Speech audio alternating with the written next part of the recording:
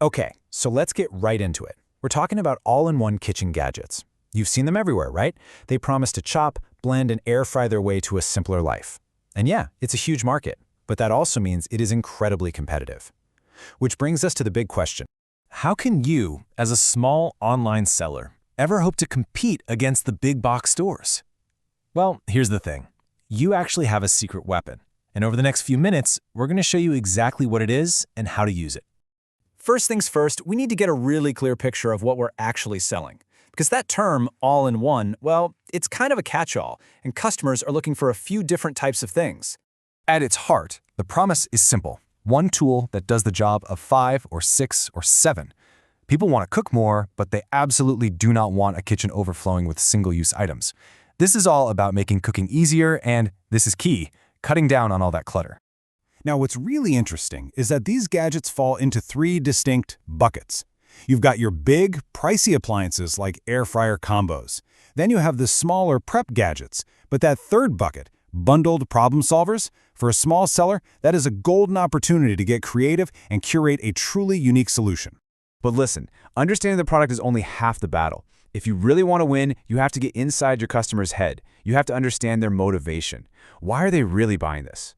And this, right here, is the secret. Think about it. Cooking already takes up so much mental energy. A gadget that makes things simpler doesn't just save time, it literally saves brain space. You're not just selling a slicer, you're selling a less stressful path to dinner. So here's the deal. Your marketing, your product descriptions, everything needs to tap into these core drivers. Are you helping someone with a tiny apartment save space? Helping a busy parent get dinner on the table faster? Or maybe you're helping a new cook feel more confident in the kitchen. Those are the real stories you need to be telling. So how do you take all that insight and turn it into a winning business? Simple. You don't try to beat the big guys at their own game. You create a new game that you can't lose. This is absolutely the key. While the giant retailers are trying to be everything to everyone, you can be the perfect solution for one specific person with one specific problem. Specialization, that is your superpower. All right, angle number 1, the small kitchen solution. You could become the go-to shop for people in apartments and city rentals, focusing only on compact, foldable, and multi-use tools. Trust me, people are actively searching for space-saving kitchen gadgets. Or you could completely own the meal prep niche. This market is massive. If you position your products as the secret to quick, healthy, and easy meals for the week, you will attract a super motivated group of buyers. You know, I love this angle because it's not about the gadget itself, it's about building confidence. You're selling tools that reduce the chance of mistakes, perfect measurements, safe chopping, consistent results. You're not just selling a tool, you're selling them the ability to say, hey, I can actually cook this. Another option is to go deep instead of wide. Become the expert on all-in-one gadgets for baking, or for making incredible smoothies, or salads. A narrow focus like this often gets more sales because the customer knows exactly what they're looking for. And finally, become a curator. Think about it. Someone buying a housewarming gift doesn't want to research 5 different items. You can do the hard work for them by selling a thoughtful, beautifully packaged kit that solves a real problem. So just look at the difference here. The generic retailer is a sea of confusion, just competing on price.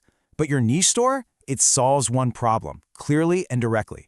You're not competing on price, you're competing on clarity. And that builds something way more valuable than a cheap sale. Trust.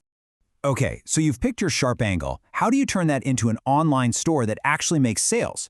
Well, it all starts with building a product page that answers real human questions. Your product page should feel like it was written by a real person who has actually used the product. And pay very close attention to that last one. What can't it do? Being honest about a product's limitations is, believe it or not, one of the fastest ways to build trust and, bonus, reduce returns. And please do not forget this. Seriously, this one simple question can be the final thing that decides whether you make a sale or lose a customer. Make that answer crystal clear and super easy to find on every single product page. All right, we've covered the what, the why, and the how. Now for the final piece of the puzzle, bridging that gap between having this great plan and actually launching your own store. So you've got your sharp angle, you have this customer-focused approach. For so many people, the final hurdle is the technology. How do you get a professional-looking shop live without all the technical headaches? So that final hurdle, the tech stuff, it can feel like the biggest one. One way to get over it is with a service like Make Local for Global.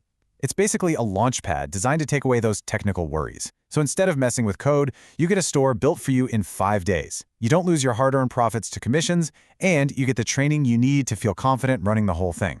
And the local plan makes it so accessible. It bundles everything you need to start: the store, your domain name, the hosting, payments setup, all for just £99 a year. It basically removes that big, scary upfront cost that stops so many amazing ideas from ever getting started. So as you get ready to launch, if you remember just one thing from all of this, please make it this right here. You're not selling features, you're selling results. You're selling salads in 3 minutes and less time doing dishes. That is what people actually want to buy. You have the strategy. You know how to build trust. So really, the only question left is the one on your screen. Your winning idea is right there, waiting. What is the one problem that you are going to solve for your customers first?